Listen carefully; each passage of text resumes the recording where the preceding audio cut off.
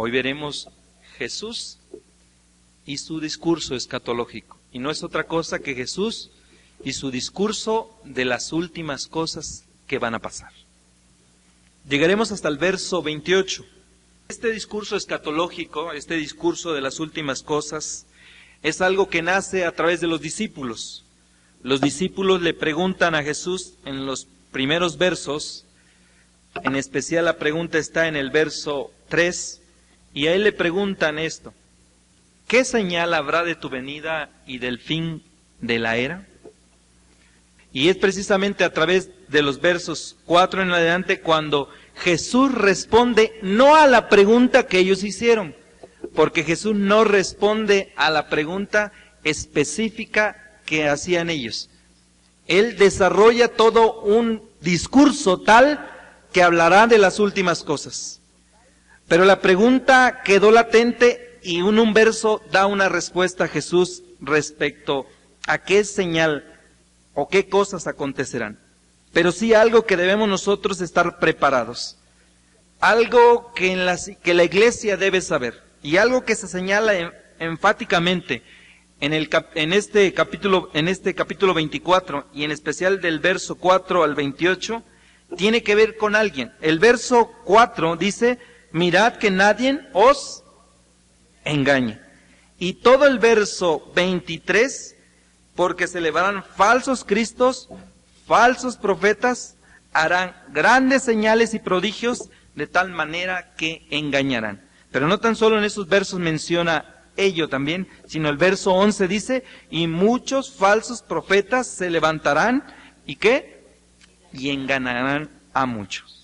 Algo que se señala aquí en este capítulo 24 son los falsos cristos o falsos profetas. Y vemos gente que hace precisamente esto. Pero ¿cómo vamos a reconocerlos? Una de las cosas es que, ¿qué clase de fruto tiene esta gente? Y hay una descripción, y veremos en Mateo 7, sin perder la cita de Mateo 24, en Mateo 7 se menciona ahí algunas cosas relevantes. El verso 15 de Mateo 7 dice: guardaos de los falsos profetas que vienen a nosotros con vestidos de oveja. Mateo señala en el libro muchas cosas precisamente de los falsos profetas, y es lo que nosotros debemos aprender y entender. ¿Quiénes son estas personas que Mateo habla en capítulo 7? Los falsos profetas. Son gente hipócritas, porque Mateo dice cómo son. Se visten de ovejas, pero por dentro son como lobos rapaces. ¿Qué más menciona Mateo en este capítulo 7? Del verso 16 al 20, ¿cómo vamos a conocer a los falsos cristos o profetas? Por los frutos vamos a conocerlos. Reconoceremos a un árbol si da naranjas, sabremos que es un árbol de naranjas, pero un árbol de naranjas no puede dar pera, debe dar naranjas. Aquí Mateo sigue señalando qué clase de frutos estos falsos, describe a estos falsos profetas. Y en el verso 22, ¿qué hacen estos falsos profetas? Profetizan, echan fuera demonios y hacen milagros. Hermanos, la gente que haga milagros, profetice y hasta eche fuera demonios, no quiere decir que sea de Dios. Y hay gente que nos impacta cuando vemos nosotros eso. Nos impacta cuando alguien puede hacer eso. Pero la gente que haga aún esto no significa que sean cristianos o que sean de Dios. La gente aquí en Mateo le está diciendo: pero no profetizamos en tu nombre. El que haya sanidad no es un signo de que sea a través de Cristo lo que se está haciendo. Y nos puede confundir eso. Vemos a mucha gente. Vemos a veces a mucha gente, este hombre de Texas, diciéndose que era Jesús mismo. No es posible a veces, ya viviendo en este siglo, casi el siglo XXI estamos, ¿cómo es posible que haya gente que pueda creer en alguien diciéndose: yo soy Jesús? No es otra cosa que dijo él: yo soy Cristo. Y la gente creyó. Y vean lo que pasó en Texas con este hombre. Lo que pasó en Guyanas, donde se suicida toda la gente por el líder. Puede sorprendernos la gente. Podemos mostrar características tales que podemos decir, este casi es el hombre perfecto. Por eso no debemos poner la mirada en la gente. Nuestra mirada no debe estar en la gente, sino debe estar en Cristo. Es por eso cuando un líder cae, todos los seguidores del líder también caen. Porque a veces están mirando lo que hace el líder. Si se hacen maravillas, no es sinónimo de que de veras sean personas consagradas a Dios. En el verso 23 dice, y os declaré, nunca os conocí, apartaos de mí, hacedores de maldad. Aquí señala, hay un término en griego, que esta gente quiere que se ofenda la ley de Dios. El término griego que habla de hacedores de maldad es gente que quiere hacer absolutamente esto, pero a veces como está bajo un ropaje de oveja, no podemos mirar eso. Y aquí entonces señalando en el capítulo 24, en los versos 4 y 5, 23 al 28, el centro del mensaje tiene que ver con esos falsos profetas o esos falsos Cristos. Es lo contrario a la justicia, es lo contrario a lo que Dios quiere que se haga. Sigue hablando Mateo, en los versos también lo mencionaba, en el 11 y el 12 hablan de ellos. Estos se levantarán, dice, engañarán a muchos, y la maldad va a ser tanto que el amor de muchos, dice, se enfriará. Es lo que hacen pues, precisamente estos hacedores de maldad. ¿Qué van a decir? Verso 5 de Mateo 24. Se señala ahí, ¿qué van a decir ellos? Yo soy el Cristo. Gente que va a decir esto. ¿Y dónde saldrá esa gente? A veces nos preocupamos nosotros pensando que aquella gente que va a estar en contra de Dios es gente de afuera. Y buscamos al demonio afuera en las personas. Pero donde se inician los problemas y donde sale la gente es de las mismas iglesias. Gente que se distorsiona y llega a extremos tales y pueden ser bautistas, metodistas, presbiterianos. Hoy me llegaba a mí una carta de un hombre llamado Jorge Leguizamo. Líderes, llegó el día, dice. Y nos llegan cartas de él seguido, que en julio del año pasado se iba a acabar México y que debemos estar preparados. Y cuando leo, ¿saben qué hago yo con esto? Lo tiro. Ni quiero leerlo. Porque puras tonterías dice esto. Y él, la gente que me ha dicho de él, les dicen que él fue cristiano, o es cristiano, o qué sé yo. Pero si ustedes leyeran esto, él casi está diciendo, soy Cristo el que estoy hablando. Soy el profeta que le hablo a todos los líderes. Y dice uno, caray, pero hay gente que puede creerse de todo esto. Hay gente que se cree. Y lo cree como si Dios estuviera hablando a través de este hombre.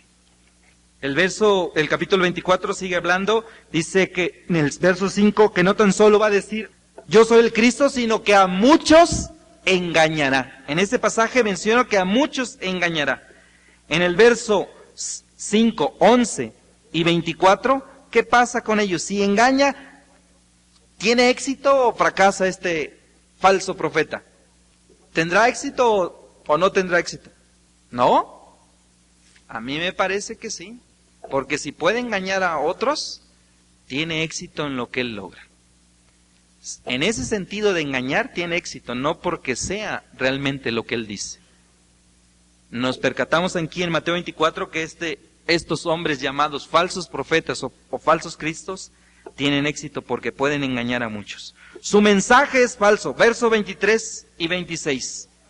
Si algunos dijeren, mirad, aquí está el Cristo, mirad, ahí está, no lo creáis. Verso 26. Así que si os dijeren, mirad, está en el desierto, no salgáis. Y vemos nosotros ciertos movimientos que dijeron que Cristo ya había venido. En 1914 se mencionó que Cristo vino, sí, pero solamente vino en espíritu. no vino en persona. Y hay mucha preocupación, a veces el 2000 nos preocupa mucho. Y decimos, se me hace que ya viene ahora sí. Las señales que se dan aquí, hermanos, sí, es algo que nosotros debemos tenernos como un termómetro.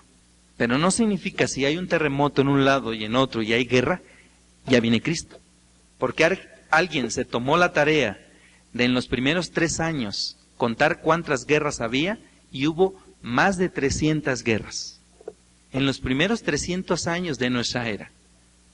Esto que no sea un síntoma para decir, ya llega el 2000 y estoy preocupado, hermano. Voy a vender mis cosas porque al final, al cabo, llegó el 2000. No, hermanos. Lo que Jesús trata es que nosotros sepamos, como Él lo menciona, cuando el árbol empieza a florecer, eso significa que estamos ya en verano. Lo que debemos nosotros es que estar siempre preparados para cuando Jesús venga. Puede venir hoy, mañana, en el 2000 o en el 2024.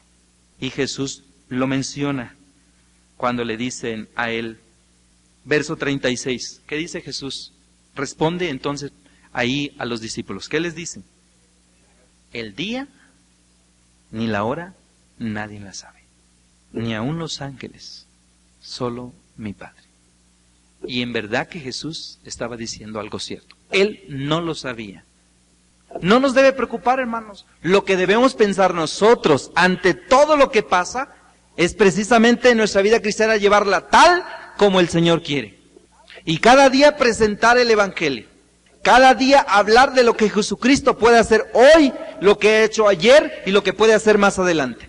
Más que preocuparnos qué va a pasar. Y es algo que el hombre está siempre pensando en el futuro, y eso le acongoja, eso a veces le preocupa, saber qué va a suceder mañana.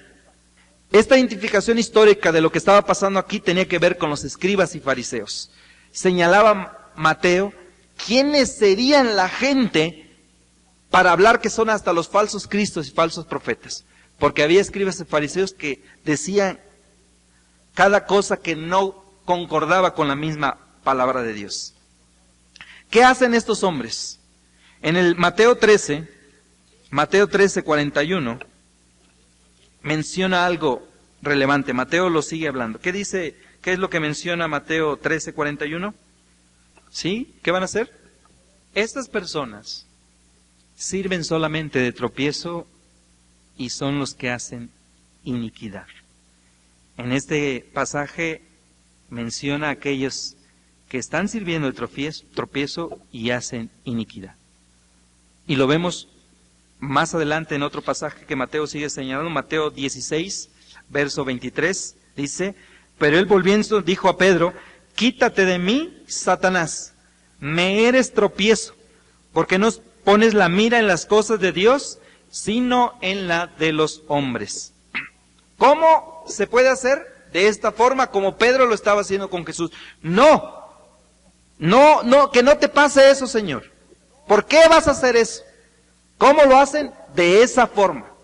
Mateo señala entonces a Pedro como alguien que estaba sirviendo como tropiezo a Jesús, y Jesús le señala que no estaba hablando Pedro, sino Satanás mismo a través de él. En el capítulo 18, verso 6, ¿a quiénes hacen tropezar estos falsos profetas? Y cualquiera que haga tropezar a alguno de estos pequeños que creen en mí, mejor le fuera que se colgase al cuello una piedra de molino de asno y que se les hundiese en lo profundo de la mar. Nos damos cuenta cuando a la gente no le importa absolutamente y hace tropezar a la gente, le cueste lo que le cueste. ¿Y quiénes son esas personas? Retrocedemos un poco a Mateo 16, verso 23, de lo que leímos hace rato. ¿Pedro era alguien desconocido para Jesús? ¿Quién era Pedro, hermana? Su discípulo, ¿verdad? ¿Quiénes serán entonces? ¿De dónde saldrán estos falsos cristos? Hoy en día, ¿de dónde saldrían? De la iglesia.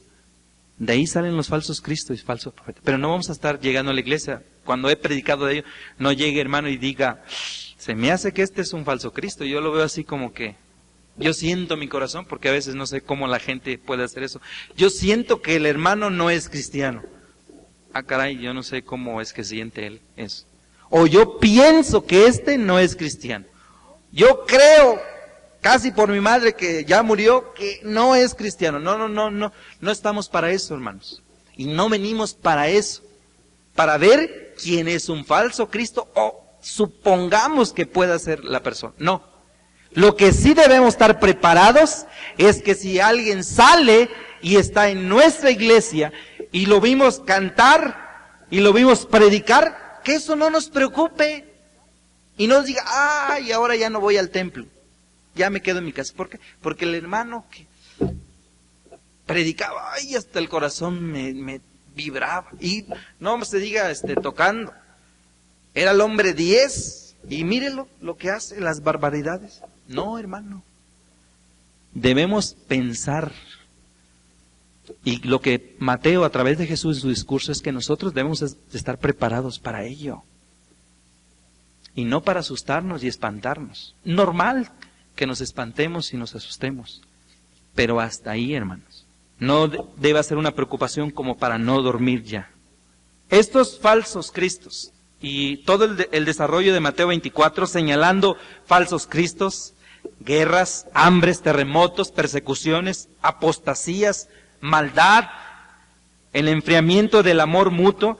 Solamente esto es, dice Jesús, el principio de una mujer que dará a luz.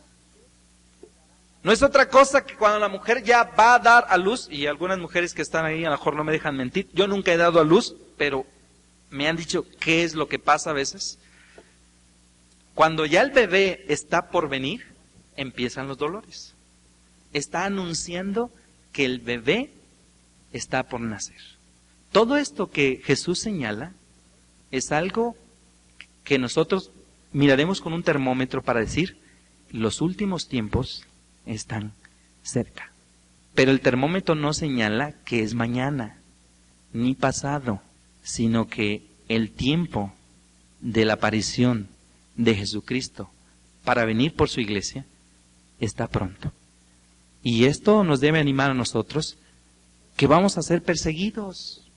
Esto está haciendo Jesús, es que va a pasar en nuestra vida persecución, que va a haber fenómenos naturales difíciles. ¿Y qué estamos pasando hoy en México con Chiapas? Con lo que pasó recientemente en Acapulco. Decía una hermana cuando supo lo de Acapulco, es que Dios les castigó. Por eso les mandó eso. Pues entonces los de Chiapas, pobrecitos, ¿cómo Dios los castiga tanto? No tan solo la inundación, sino que estuvieron quemando los lugares que tenían ellos, todo lo que está pasando con el ejército zapatista, la miseria, la corrupción que hay. Nosotros entonces, mirando Mateo 24, nos damos cuenta que Jesús quiere prevenirnos de las cosas que van a suceder y que van a seguir sucediendo. Antes de que Jesús venga, dice el verso 29, tiene que pasar la tribulación, que la tribulación está desde el capítulo 15 hasta el 28. Ahí está la tribulación, que tiene que ver mucho con Jerusalén, que es lo que pasó con el templo de Jerusalén destruido en el año 70, señalando entonces ahí a los judíos, ¿qué es lo que deberían hacer? Si están en la azotea, no desciendan a tomar nada. Si están en el campo, es mejor que se vayan. ¿Por qué? ¿Qué significaba que se quedaban si se tomaba y se destruía Jerusalén? Pues hasta podían morir. Estaba previniendo Jesús de lo que iba a acontecer pronto. Y no se vayan en invierno, no lo hagan, porque ¿qué va a pasar si alguien va y huye en invierno? Pues va a morir, ciertamente va a morir. ¿Y por qué el sábado? Jesús dice, en las tradiciones judaicas no se les permitía ir a un viaje en un máximo 1 kilómetro. Si era más de 1 kilómetro, pensando en que podía llegar el día de reposo, tenían que quedarse en ese lugar. Entonces, hablando de ello, Jesús dice, ni el día sábado quieran hacerlo. Todo esto que está aconteciendo está siendo acortado por los escogidos. Aquellos días, dice el verso 22, serán acortados. Inmediatamente, dice el verso 29, después de la tribulación, entonces esa será la señal. Yo me apareceré. Pero entonces no les dijo a los discípulos si había antes algo previo. Con lo que acontezca, se aparecerá Jesús. No les da alternativa para que los discípulos piensen, a lo mejor con las guerras, a lo mejor con la persecución, a lo mejor con todos los falsos cristos que se están levantando, es sinónimo que Jesús viene ya. No, debemos estar pensando, previniendo todo ello, preparándonos para que cuando Jesús venga. Pero no se puede tomar a la ligera decir, esto está pasando, hermanos, vean lo de Chiapas, vean lo de Acapulco, vean lo que está pasando con México, el dólar está subiendo. Hermanos, creo que ya Jesús viene. Ah, caray, hermano, ¿cómo sabe usted eso? No podemos asegurarlo, pero sí podemos mirar todo lo que está pasando y esto nos anime a seguir adelante en nuestra vida cristiana. Y que cada día amemos más al Señor. Y que cada día sirvamos más al Señor. Y que cada día estemos dispuestos de ayudar a los demás. Y de que cada día podamos compartirles a los demás. Y que esa es una buena oportunidad de todo lo que está pasando para que yo le hable a otro de Jesucristo. Para que a otro yo le predique. En los versos adelante, del 32, 25 en adelante, sobre todo 24, 25, como un discurso escatológico, como las últimas cosas, habla de parábolas. ¿Qué debemos hacer? Desde el verso 32 al 35 es la parábola de la higuera. En el verso 36 al 44 nos habla que nosotros hay una necesidad que debemos estar preparados. ¿Preparados sobre qué? El verso 36 nos dice, porque no sabemos cuándo va a suceder eso, entonces vamos a prepararnos de algo que va a suceder y que no lo conocemos. En este caso sería la segunda venida. Y menciona un ejemplo con el diluvio. Cuando se hizo el diluvio, venía el diluvio, anunciaba el diluvio, la gente fue una forma para darse cuenta que entonces llovería, pero no se percató hasta cuando totalmente empezó a llover. Y la gente entonces se dio cuenta.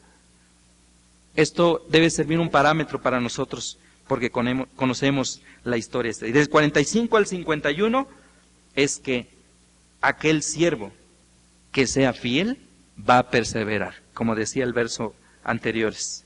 El que persevera hasta el fin, este será salvo. La parábola del siervo fiel y prudente en contraste con el siervo fiel y malvado. ¿Qué debemos hacer ante este discurso, hermanos? Bueno, nos debe animar a seguir adelante. Y nosotros debemos reflexionar lo que Jesús quiere decirnos a nosotros y qué no estamos haciendo nosotros, a lo mejor en beneficio de la obra. ¿Estamos listos cuando Jesús venga? Si hoy hubiera venido Jesús, ¿estaríamos los que estamos aquí? Yo creo que no. Estaría a reventar. Pero como hoy no viene Jesús, pues ¿para qué voy el jueves? No debe ser así. Debemos venir porque no lo sé cuándo viene.